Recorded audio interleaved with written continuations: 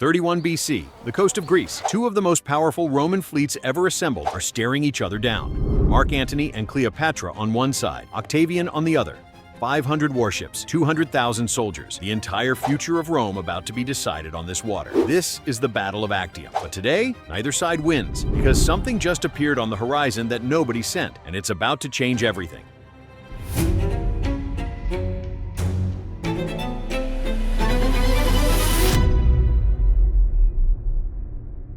Let's talk about Rome first. At Actium, Mark Antony commands 500 warships and 70,000 soldiers.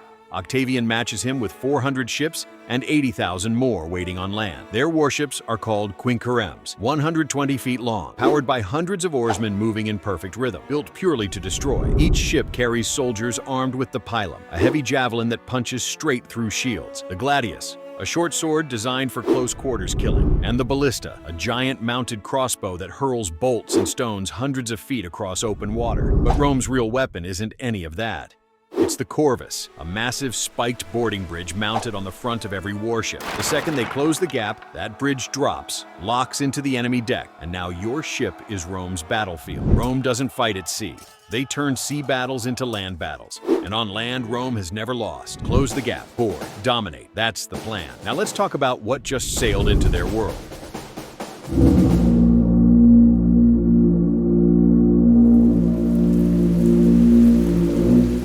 USS Nimitz-class nuclear supercarrier, 1,092 feet long. That's longer than the entire Roman Forum. 100,000 tons of steel, powered by 2 nuclear reactors. It runs for 20 years without refueling. 6,000 crew members living and working inside it. On the flight deck, 90 aircraft. The main strike jet is the F/A-18 Super Hornet. Flies at nearly twice the speed of sound. Carries laser-guided bombs, air-to-ground missiles, and a Gatling cannon that fires 6,000 rounds per minute. It can find you, lock onto you, and kill you from miles away before you hear a single sound. The carrier also has the Phalanx CIWS, an automated close defense cannon, 4,500 rounds per minute. No human operates it. It detects threats and eliminates them on its own. High above, the E-2 Hawkeye surveillance aircraft circles constantly, a flying radar station tracking every single ship on this water in real time. Nothing moves without the carrier knowing, and the hull sits 60 feet above the waterline. 6 stories of solid steel rising straight out of the ocean. This is not a warship. This is a different civilization entirely. Both Roman fleets are in position. Oars are in the water. The order to engage is seconds away. Then, someone sees it. Too big to be a ship, too dark for clouds, moving against the wind. Within minutes, every soldier on both sides has stopped looking at each other. They're all staring at the same thing. For one moment, just one, Antony and Octavian's men are not enemies anymore. Every man on that water is feeling the exact same thing. Fear doesn't last long in a Roman army.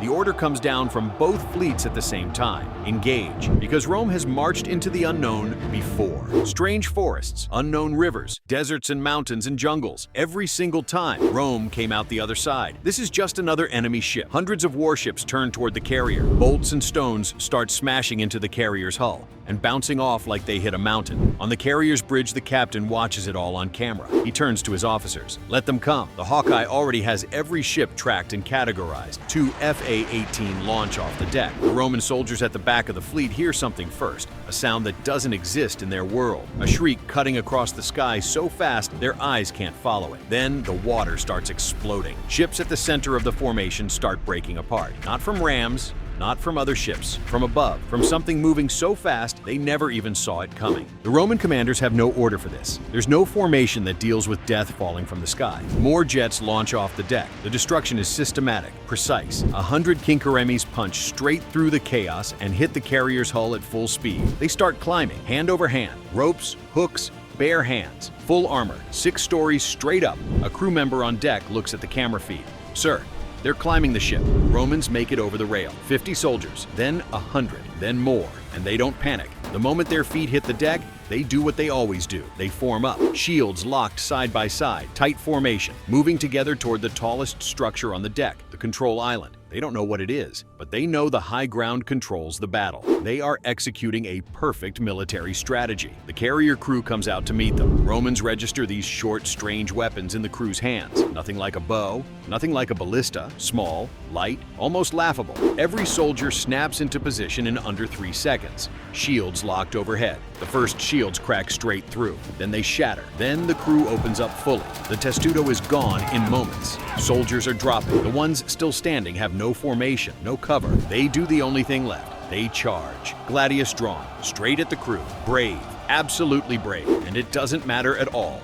The jets finish the fleet below. The deck is quiet. The Roman ships still in the harbor watch the entire Mediterranean go still. No survivors row back, no messenger arrives. Just silence where 500 ships used to be. Rome didn't lose because they were weak. They did everything right. It just didn't matter, because the carrier wasn't a better Roman warship. It wasn't even a ship in any sense Rome understood. It was a weapon built by a civilization so far ahead that the gap between them wasn't measurable. Actium was supposed to decide the future of Rome. Instead, it became the last battle Rome ever fought, the sea they called Mare Nostrum. They never owned it at all.